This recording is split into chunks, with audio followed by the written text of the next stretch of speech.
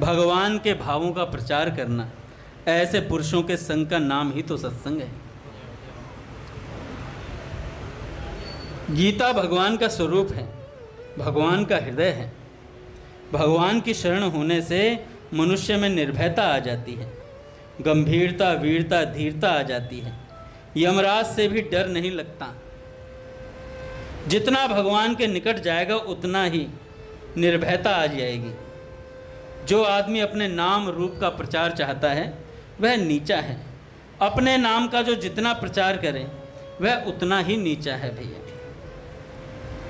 मनुष्य का शरीर आत्मा के कल्याण के लिए मिला है, भोग भोगने के लिए नहीं मिला है। यदि मनुष्य शरीर पाकर भोग भोगने में ही रहा तो वह घाटे में है भैया। अपने तो रात दिन एक ही लालसा रहे, एक लालसा मन में धारो। एक ही रटन रखनी चाहिए कि भगवान की प्राप्ति हो जाए, भगवान के दर्शन हो जाएं। इसके सिवाय रुपया, धन, स्त्री, पुत्र किसी की भी लालसा नहीं रखनी चाहिए। हर वक्त भगवान के नाम की रटन लगी रहनी चाहिए।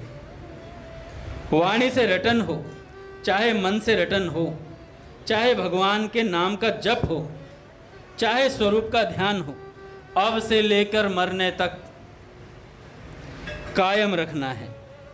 हर एक आदमी को अन्याय का पैसा नहीं लेना चाहिए, न्याय का ही पैसा लेना चाहिए भैया। अन्याय का पैसा लेने की अपेक्षा भीख मांगना ठीक है। सट्टा बिल्कुल नहीं करना चाहिए, सट्टा बिल्कुल नहीं करना चाहिए। ब्याज पर रुपया उधार लेकर उधार नहीं देना चाहिए। व्यापार के लिए भी उधार लेने की चेष्टा कमती करनी चाहिए। झूठ कपट एकदम बंद कर देना चाहिए। नौकर से भी झूठ कपट नहीं करना चाहिए। सच्चाई का व्यवहार करना चाहिए। पूरा नियंत्रण करने पर भी थोड़ी बहुत गड़बड़ी रहना संभव है। आड़त और नफा तय करके एक कौड़ी भी अधिक नहीं लेनी चाहिए। भगवान के मिलने के सुख के समान सारे संसार का सुख बूंद के बराबर भी नहीं है। सारी दुनिया का सुख भगवत प्राप्ति के सुख की एक बूंद के बराबर नहीं है। ऐसे भगवान अपने से मिलने के लिए तैयार हैं। हम भगवान को चाहें तो भगवान हमें मिलेंगे। हम भगवान को चाहें तो भगवान हमें चाहेंगे। रुपए को हम चाहते हैं किंतु वह हमें नहीं चाहता। रुपए को हम चाहते हैं पर रुपया हमें कभी नहीं चाहता। कभी कहा है 500 के नोट ने मैं दे रहा हूँ, जिसे दे दे वो उसका है। बहुत बेवफा व्यक्ति है नोट है? जिसके हाथ में गया उसका हो जाता है। भगवान का मिलना प्रारब्ध पर नहीं, रुपए सब जगह नहीं है, सब जगह नहीं है, जड़ है। भगवान सब जगह हैं भैया, भगवान सब जगह हैं। परमात्मा के सिवाय संसार की किसी भी वस्तु का चिंतन करे नहीं। नटनी का ध्यान मुख्यतः पैरों पर ही रहता है, वैसे ही प्रधानता से भगवान पर ध्यान रखें। जैसे नटनी जो होती है, नौटंकी करने वाले, वो रस्सी पर जब चलती है, आपने देखा है ना चलते, वो अभ्यास करती है पर उसका देखती इधर उधर है, पर उसका चित्त बिल्कुल पैरों पे रहता है कि पैर इधर से उधर न पड़ जाए। इतना तगड़ा बैलेंस होता है उसका। ऐसे ही भैया भगवान को प्राप्त करने वाले को अपने चरणों की तरफ देखते रहना चाहिए कि मेरे चरण भगवान की तरफ अग्रसर हैं या नहीं है। नहीं है तो सावधान हो जाएं। जैसे सीता मैया अशोक वाटिका में बैठी हैं, चुपचाप क्या करती हैं? ध्यान तुम्हार दिवस निसी, कैसे था? ध्यान तुम्हार कपाट हैं। निरंतर जीव से राम राम राम राम करती हैं और अपने नेत्रों को सीता मैया अपने चरणों पर धरे रखती हैं। तो ऐसे ही साधक को चाहिए, नाम जपे नेत्र मूंद ले संसार से। जितना देखने की आवश्यकता उतना देखे, उससे इतर ना देखे। कई संत तो कहते हैं जैसे घोड़े के तख्ती लग जाती है ना, यूं और यूं, ऐसे साधक अपने तख्ती लगा ले कि ना मैं इधर देखूंगा ना इधर देखूंगा, जितना मुझे चलना है उतना देखूंगा। पर हमारे क्या होता है, वो क्या कर रहा है, उसका कितना भजन है, उसका वजन ही वजन है या भजन भी है।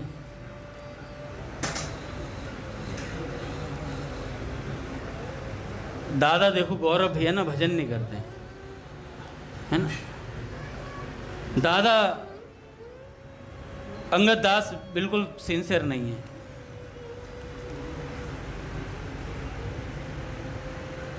दादा को सब पता है ना। तो हमें क्या करना चाहिए, अपने तख्ती लगा लेनी चाहिए, दूसरे की ताक झांक करनी बंद कर दो भैया, नहीं तो भजन नहीं कर पाएंगे हम लोग। पूज्य पंडित गया प्रसाद जी महाराज कहते हैं, साधक को अपने नेत्रन को चंचल होने से बचाना चाहिए, उतना ही देखे जितने की आवश्यकता है। कई बार का तो मान लो गिरधर बात कर रहा है कमल नयन से, कमल नयन तुझे पता वहां क्या हो गया, मैं आया, अरे मुझे भी बताइए क्या हुआ, मुझे भी बताइए, अरे अच्छा उसने ऐसा कर दिया, मैं बताता हूं, तू है कौन भाई। बात वो कर रहे हैं आपस में, मैं आके उनसे बीच में बात पूछ के, उन्होंने तो कुछ नहीं कहा किसी को, मैं जाकर उसके सिर पे चढ़ गया। तो ये काम किसका होता है, भजनानंदियों का नहीं है ये काम। कोई भी ऐसा करता पाया जाए, स्वयं को, दूसरे को नहीं बोलना है, स्वयं का ध्यान रखना है। हम क्या कहते हैं, आज बात सुन ली है सत्संग की, अब कोई दूसरा पंचायती करता मिल गया, पंचायती कर रहा है नहीं, अपने को सावधान रखना है। त्रिलोकी का दान क्षण भर के भगवान के ध्यान के बराबर नहीं है। जितना बल आपके पास है उतना ही साधन में लगाया जाए तो कल्याण कर देगा, वही प्रमाद में लगे तो नरक में ले जाएगा। जितना समय आपके पास है, समय भरपूर है भैया, आराम से हम 61 माला कर सकते हैं, बहुत आराम से। करना नहीं चाहते वो अलग बात है, लेकिन 61 माला इतनी आराम से, इतना समय है, इतना समय भयंकर समय है। सच बता रहा हूँ, जितना समय है ना उतना लगा दें तो मेरे हिसाब से 15 साल तो बहुत बड़ी बात हो जाती है। बाबूजी कहते हैं 1 लाख नाम जब 15 साल करो भगवान मिलेंगे, भगवान मिलेंगे। तो 15 साल तो बहुत है, करे कौन। 1 लाख रामकृष्ण करना शुरू कर दे, 1 मिनट भी भगवान का भजन ध्यान छूटे तो बड़ी भारी हानि है भैया। कह हनुमंत विपत्ति प्रभु सोई, जप तप सुमिरन भजन न होई। हमें यही निश्चय करना चाहिए कि भजन ध्यान करते हुए ही काम करेंगे। साधन को भगवान की प्राप्ति से बढ़कर समझे। साधन का काम बहुत जोर से चलाना चाहिए, ढिलाई का समय नहीं है सज्जनों। स्वामी जी कहते हैं, किसके भरोसे बैठे हो, ये धोकनी रुकते ही सारी पंचायती खत्म, फूंक दिए जाओगे। प्यारे से प्यारा तुम्हें एक दिन घर में रखने को तैयार नहीं है। प्यारे से प्यारा आपको एक दिन घर में नहीं रखेगा, कहेगा जी डर लग रहा है, मैं नहीं रुक सकती इसके पास रात में। पत्नी कह देगी कि मैं इसके पास नहीं बैठूंगी, ये तो लाश है। अरे नहीं, तुम्हारा पति है। नहीं नहीं, ये लाश है, भूत आ जाएगा इसमें से। प्यारे से प्यारा तुम्हें छोड़ने को तैयार बैठा है। बताओ भैया, प्यारे से प्यारा किस भरोसे बैठे हैं। आप जल्दी से जल्दी परमात्मा से मिलना चाहते हो तो भैया दुखियों के दुख दूर करो। अभी से हर वक्त परमात्मा को स्मरण रखना चाहिए, जिससे अंत समय में भगवान याद आ जाएंगे। साधन क्यों नहीं होता, इसकी खोज करनी चाहिए साधक को। साधन क्यों नहीं होता, इसकी खोज साधक को करनी चाहिए। सांसारिक सुख की बेपरवाह करे बिना भगवान वाला सुख नहीं मिलता भैया। थोड़ा सा तो बेपरवाह होना पड़ता है। जो असली समझदार आदमी होगा वह तो पहले परमात्मा की प्राप्ति करेगा, फिर और समय होगा तो सैर सपाटे करेगा। जिस काम के लिए आए हैं वह काम पहले कर लें, अन्यथा प्रधान काम रह जाएगा। सैर करने आए हो या काम करने भैया, असली काम तो छोड़ दिया और फालतू के काम में लग गया। मुझे तो महापुरुषों के द्वारा यही कहा हुआ है कि आज तक जो काम नहीं किया उसे करके छोड़ो भैया। किसी का मुहालिजा नहीं रखकर पहले यही काम करना है। प्रहलाद जी महाराज ने किसी की नहीं सुनी। भरत जी महाराज ने पहले भगवान के दर्शन किए। हमें भी पहले यही काम करना चाहिए। प्रभु का दरबार तो बहुत पास है, उस जगह पहुंचना तो मिनटों का काम है, देर का काम नहीं है। सबसे बढ़कर परमात्मा की प्राप्ति है। चाहे सर्वस्व समाप्त हो जाए, परमात्मा की प्राप्ति कर लेनी चाहिए। सबसे बढ़कर परमात्मा का स्मरण है। इसकी पूर्ति करने वाला है जप, ध्यान और सत्संग। ईश्वर के स्मरण से बहुत थोड़े काल में परमात्मा की प्राप्ति हो जाती है। किसके स्मरण से? भगवान के स्मरण से। जरूरी काम को भूलने के बाद आपको पश्चाताप होता है। उससे भी बढ़कर चिंतन की भूल को समझना चाहिए कि हम भगवान को भूल गए यार। जब तक देह में प्राण है तब तक कटिबद्ध होकर परमात्मा की प्राप्ति का काम कर लेना चाहिए। समय बहुत दामी है, क्षण क्षण में समाप्त हो रहा है। जो कुछ करना है आज ही करना है। जो कुछ करना है आज ही करना है। भगवान बड़े दयालु हैं। कैसा भी पापी क्यों ना हो, एक क्षण में उस पर प्रसन्न होकर दर्शन दे देते हैं। भगवान बड़े दयालु हैं। भगवान अति कोमल हैं। सरल वाणी सुनते ही भगवान ने बाली के मस्तक पर हाथ रख दिया। सरल वाणी सुनते ही बाली के मस्तक पर हाथ रख दिया। कितनी दयालुता है भैया। कल मैं बता रहा था कि द्रौपदी ने सबकी तरफ देखा, फिर कृपाचार्य जी की तरफ देखा, फिर उसके बाद भगवान ने उनको वस्त्रावतार धारण करके बचा लिया। तो स्वामी जी महाराज कहते हैं कितनी दयालुता है भगवान, कितनी करुणा है भगवान में कि एक स्त्री के कटी से नीचे का वस्त्र बनते हैं भगवान, और वो भी रजस्वला स्थिति में। ये भगवान की करुणा नहीं तो और क्या है भैया। 10,000 गज बल थक्यो, घट्यो न 10 गज चीर। तो ऐसी द्रौपदी मैया भैया, पांचों पांडवों में जितनी भक्ति है वो घनीभूत होकर के अकेली द्रौपदी में है। और उससे भी अधिक बात, काका उत्तरा जी कौन थी? अभिमन्यु जी पत्नी। उनके गर्भ में परीक्षित थे। और किन्होंने ब्रह्मास्त्र छोड़ा था? अश्वत्थामा ने। अश्वत्थामा जी ने ब्रह्मास्त्र छोड़ा तो उत्तरा जी ने किसी को याद नहीं करा। पांडव भी हैं, और अब तो पांडव जी, पांचों पांडव क्या हैं? पूरे उसके मतलब पूरे मालिक हो गए थे, युद्ध जीत लिया था सब कुछ, चक्रवर्ती सम्राट। इतना बल है उनके पास भैया, पर किसी को याद नहीं किया। उत्तरा ने कहा मैं नहीं कर, मैं तो केवल एक कृष्ण को जानती हूँ।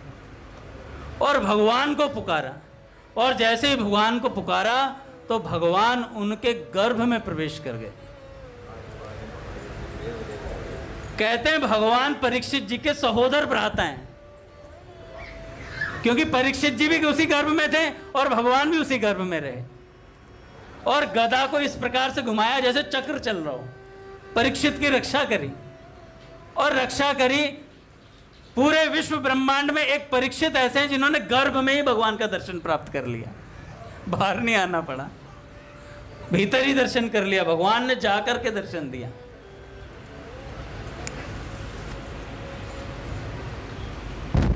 और जब बाहर आए तो सबको इस भाव से परीक्षा करते थे।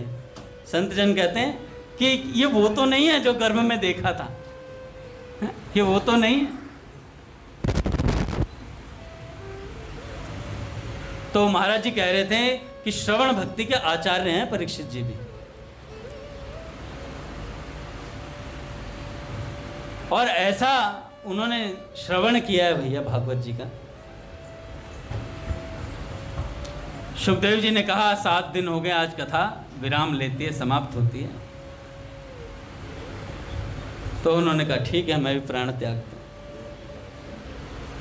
तो उन्होंने कहा कि हाँ, अब तक्षक आएगा, आपके प्राण ले ले। कह रहे तक्षक में इतनी सामर्थ्य नहीं है जो मेरा प्राण ले सके, क्योंकि भगवान की कथा ने अमृतत्व प्रदान कर दिया भैया।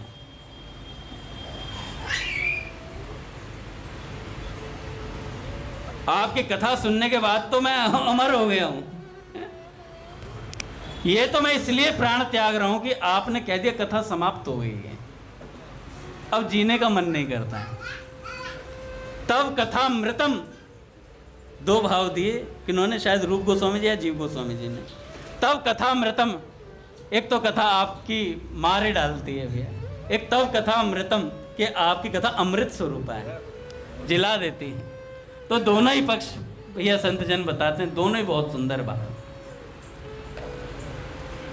तो ऐसे परीक्षित की रक्षा करी भगवान ने। तो महाराज जी कह रहे थे कि ऐसा विश्वास होना चाहिए, केवल एक श्री कृष्ण मुझे बचाएंगे, केवल एक श्री कृष्ण ही मुझे बचाएंगे। उन पर ऐसा विश्वास हो जाए तो काम हो जाता है भैया। ऐसा विश्वास किन में है?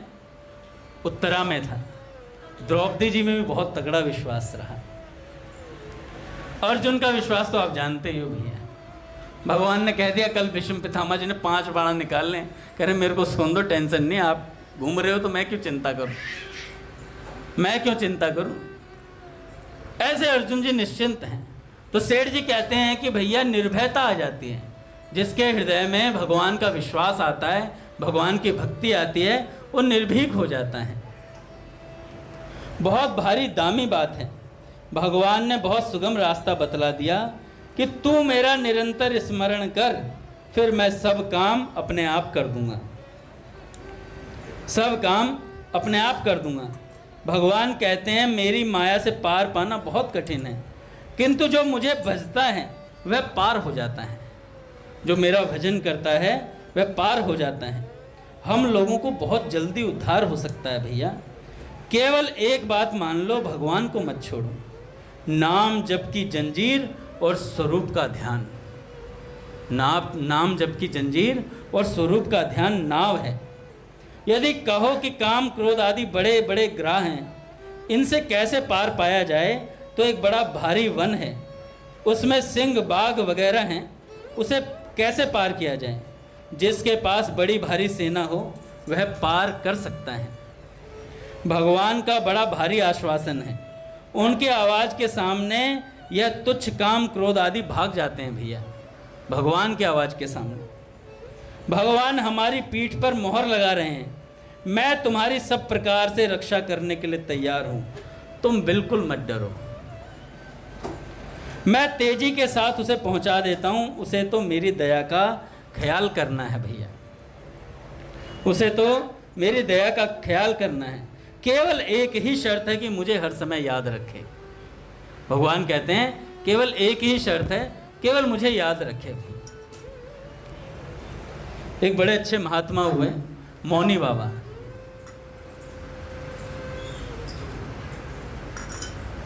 पाकिस्तान से आए थे और वहाँ पर जिनके शिष्य थे एक वेदांती जी के यहाँ उन्होंने पढ़ाई करी थी और वेदांत की पढ़ाई करी थी और वहाँ पर कभी कृष्ण सुन लिया और उन्होंने पूछा कृष्ण मिलता कहाँ है, तो किसी ने कह दिया वृंदावन चले जाओ, बरसाना चले जाओ। वहाँ से आ गए भैया।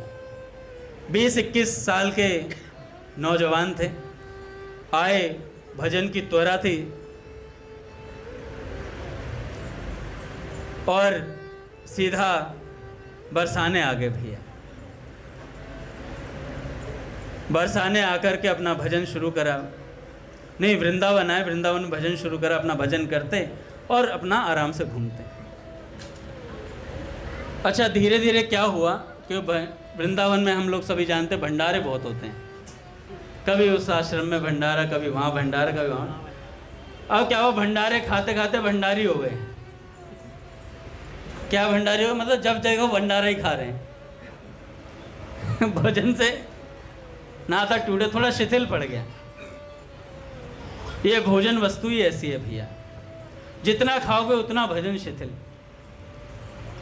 उतना शिथिल होता चला जाता है, और जितना भार का पाओगे उतना मन विकृत होता चला जाता है, मन में विकृति आने ही लग जाती है।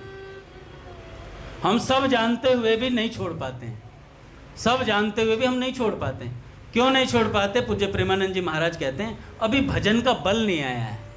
जब भजन का बल होगा ना भीतर, उस दिन एक क्षण में सब छोड़ने का सामर्थ्य आ जाएगा। या कोई महापुरुष कृपा कर दे तत्काल, तो ये सामर्थ्य आती है। क्या हुआ, भंडारे की लाइन में खीर लेने के लिए लगे हुए थे, खीर बट रही थी, महाप्रभु ने बनाई थी, सौंधी सौंधी खुशबू आ रही थी हैं? और मिठास, जाहिर सी बात है महाप्रभु चीनी अच्छी रखते ही हैं उसमें तो खीर लेने के लिए लाइन में लगे थे। तो अच्छा खासा शरीर था भैया, 6-6.5 फीट के थे और आराम से खड़े थे। एक माता जी पीछे से आती हैं, कहती हैं भोजन भट्टी रहेगो या भजन भी करेगो। ब्रजवासी तो ऐसी बोल देती हैं। जब ऐसा बोला तो कभी कभार होता है कि कोई बात तत्काल हृदय पर लग जाती है। हालांकि यहाँ तो हमारे सभी चोट लगती है, यहाँ तो कोई छोटी सी बात भी बोल देना तो भी चोट लग जाती है भैया। पर उन्होंने चोट को उस तरीके से नहीं लिया, गलत तरीके। उन्होंने कहा बात तो सही कही है, मैं आया था हरि भजन को, खीर पाता वो घूम रहा हूँ। और ऐसी बात लगी दिल पर, सदा के लिए गर्दन झुका ली और आकर के गहवर वन बरसाना में रहने लगे महाराज। एक कुटिया बनाई, उस कुटिया में रह करके भजन करते, सदा गर्दन नीची रहती, कभी गर्दन नहीं उठाते, चुपचाप अपना। कुछ समय के लिए सत्संग करते थे। उस सत्संग में कोई आए तो ठीक है, नहीं आए तो एक सांप जरूर आता था कथा सुनने के लिए। महाराज जी कहते हैं शायद कोई पिछले जन्म का कोई परिचित रहा होगा, तो आता और सत्संग में बैठ जाता और कथा सुनता था भैया वो भी। ऐसा मोनी बाबा का स्वभाव था कि कोई उनको प्रणाम कर देता, कोई आदर देता तो मुंह पे चांटे चांटे बजाना शुरू कर देते थे। उसके नहीं, अपने खुद के चांटे मारने शुरू कर देते थे। इसलिए कई लोग तो पास में जाते ही नहीं थे कि बाबा अपने आप को ही पीटेगा। अपने श्यामाचरण प्रभु को देखा है, कभी कोई उन्हें प्रणाम करो, अरे भाई क्या कर रहे हो, क्या कर रहे हैं, डांट भी देते हैं कई बार। बड़े विलक्षण महापुरुष हैं भैया श्यामाचरण जी भी। उनसे कभी सत्संग की वार्ता करो। वैसे तो बहुत कम बोलते हैं, लेकिन मुझसे राधा रमन जी से थोड़ा बात कर लेते हैं, या जो उनके निकट होंगे उनसे बात करते होंगे। लेकिन मैं तो जब भी उनसे पूछता हूँ सत्संग, अरे अंगद जी वो वाली बात सुनी आपने, वो वाली बात सुनी आपने, वो ऐसे परिकर थे, बाबूजी के ऐसे परिकर थे। 10-15 मिनट में इतनी बातें बता देते हैं भयंकर तरीके से भी। इसका मतलब वो मंदिर ना आकर भी बहुत सुनते हैं, श्रवण के बहुत पक्के हैं। ऐसे ही हरिदास जी महाराज, आपने देखा है कभी उन्हें बोलते हुए? बहुत कम बोलते हैं, यहाँ माला लगाए अपना चलते फिरते रहते हैं। कभी उनसे कहो कि प्रभु जी ये दिक्कत आ रही है, वैसे तो वो क्या कहते हैं ना कि सत्संग बोल बोल के मेरे को ना बड़ा बना दिया गया है कि आदर हो जाता है, 4 जने आदर कर देते हैं तो बड़ा ही समझने। पर हरिदास जी के पास जाता हूँ तो ऐसा लगता है कोई बाप खड़ा है सिर पे। वो हमेशा मुझे ऐसे ही पुचकारते हैं भैया। एक बार तो बोलेंगे अरे अंगद जी आप तो सत्संगी हो, और फिर उसके बाद जैसे कहूँगा ना ये दिक्कत आ रही है, ऐसे कर लो, ऐसे कर लो, ऐसे कर लो, मैं ऐसे करता हूँ, ऐसे। इतनी बात सत्संग की बताएंगे भैया। मैं बताया था ना गंगा जी के किनारे खड़े होकर उन्होंने आधा पौना घंटा काका मुझे इतना सत्संग सुनाया। मैं कह रहा यार क्या क्या बातें बता दी हरिदास जी ने, और इतनी सहजता से, क्योंकि उन्होंने जीवन में उतारी हुई है। जिसने जीवन में उतारा है ना उसकी वाणी का अलग प्रभाव मिलेगा भैया। एक वाक्य भी बोलेंगे ना 365 दिन में, वो एक वाक्य भी हृदय को आर पार कर जाएगा। इतना प्रभाव होता है उन महापुरुषों, क्योंकि वाणी का जो है ना वो मौन धारण करके बल हो जाता है उसके भीतर, और उन्होंने उस साधन को पचाया होता है। हम साधन को क्या करते हैं, उलट देते हैं। सत्संग की कोई बात सुनी, रघुनाथ जी इधर आओ, ये लो, उल्टी कर दी उसे पचाना था। तो कहाँ थे हम? मौनी बाबा। तो मौनी बाबा चांटे चांटे मारते थे अपने, कोई भी आता प्रणाम कर देता तो कहते मैं आदर के लायक नहीं हूँ भैया, मुझे आदर मत दो। और श्री जी से बड़ा प्रेम करते थे। श्री जी में भी जानकी जी से बड़ा प्रेम करते थे। जानकी जी के मतलब ये लगा लो इतना अथाह प्रेम था, बहुत प्रेम करते थे। रात्रि के समय कभी किसी ने उन्हें सोते हुए नहीं देखा। गहवर वन में किसी वृक्ष के नीचे जाते और एक वृक्ष का सहारा लेकर हा जानकी जू, हा जानकी जू रुदन करते रहते, कब मिलोगी मुझे, कब मिलोगी मुझे, रुदन करते महाराज। अच्छा, श्री जी आती थी उनसे मिलने के लिए, ऐसा नहीं है दर्शन नहीं दिए, कई बार दर्शन दिए, पर एक दर्शन होता है आते जाते रहने वाला, एक दर्शन होता है सदा के लिए अपने पास रख लेना, सदा के लिए पास। तो बार बार प्रार्थना करते हैं, हे श्रीजू मैं कब आपके परिकरों में शामिल हो जाऊंगा, सदा के लिए आपके धाम आऊंगा, कब आऊंगा मैं। और भैया ऐसे दृश्य को कौन देखता था? छुप छुप करके पूज्य श्री रमेश बाबा जी देखते थे। पूज्य श्री रमेश बाबा, उन्होंने देखा, वो पता करने गए थे कि बाबा रात्रि में मैंने सुना सोते नहीं है, तो करते क्या हैं। तो रात्रि के समय वृक्षों की ओट लेकर के रमेश बाबा देखते थे उन्हें कि भैया कैसे रुदन करते हैं। एक बार क्या हुआ, किसी ने ब्रजवासी ने खीर ला करके दी बाबा को। अच्छा, वो खीर उनके किसी रिश्तेदार ने बनाई थी, तो बाबा ने वो कहा कि भैया मैं नहीं पाऊंगा ऐसे, तो खीर रख दी, तो बाबा ने वो पाई नहीं। तो जब नहीं पाई तो पूज्य भैया श्री राम जय राम